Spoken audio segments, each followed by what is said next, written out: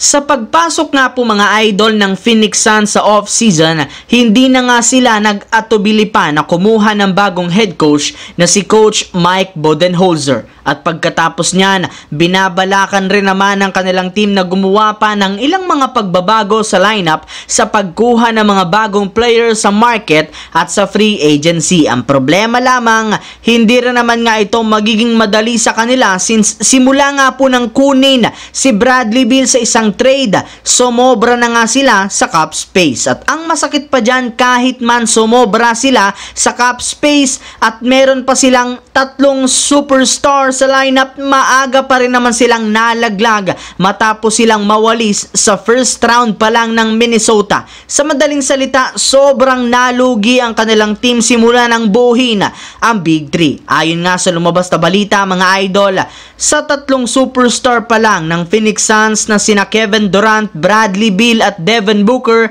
lampas na agad sila sa cap space. Kaya limitado na lamang ang kanilang magagawa upang mapalakas at mapalalim ang kanilang lineup. Wala nga pong choice ngayon ng Suns kung buwagin ang kanilang Big 3 kung gusto man nilang makakuha ng mas magaling na role player na magpapalakas ng kanilang lineup. Samantala, since mismong Cleveland Cavaliers na ang nagsabi hindi nila ititrade si Donovan Mitchell papunta sa Lakers dahil mas gusto nga nila na makakuha ng dalawang batang player na merong potensyal na maging superstar, wala nga pong ibang choice si Rob Pelinka kundi maghanap muli ng iba. Pero hindi na rin naman sila maghahanap pa ng ibang team, gayong nariyan na rin naman si Darius Garland na plano rin naman nga pong i-trade ng Cavaliers ngayong off-season. At kapag nangyari yan, magkakaroon nga ang Lakers ng malaking tsansang makuha siya.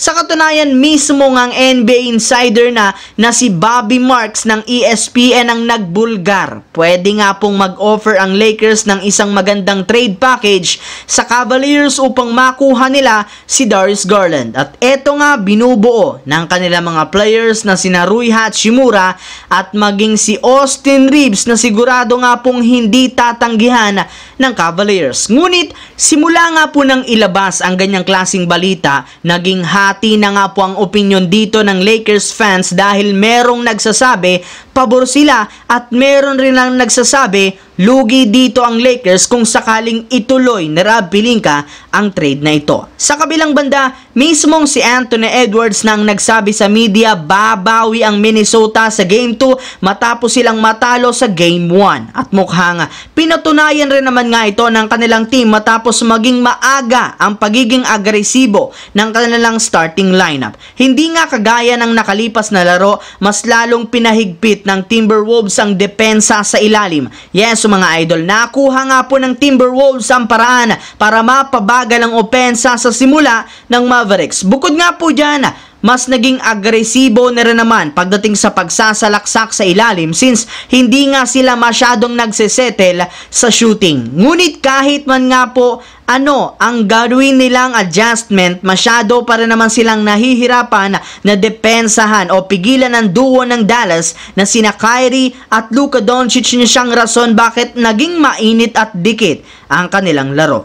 Ngunit sa kabila nga po ng magandang simula ng Timberwolves, literal nag-choke pa rin sila. Bakit? Kahit man umabot na sa pinakamataas na 17 points ang kalamangan, inunti-unti rin naman nga ito ng Dallas Mavericks hanggang sa mahabol sila sa fourth quarter. Gaya ng Game 1, Kyrie Irving, Luka Doncic pa rin ang nanaig, kaya naman 2-0 na mga idol at lipat sa bahay ng Dallas Mavericks para sa Game 3 at Game 4. So yun lamang mga idol ang ating bagong video na ating pinag-usapan ngayon dito. Once again, this is your J-Zone TV.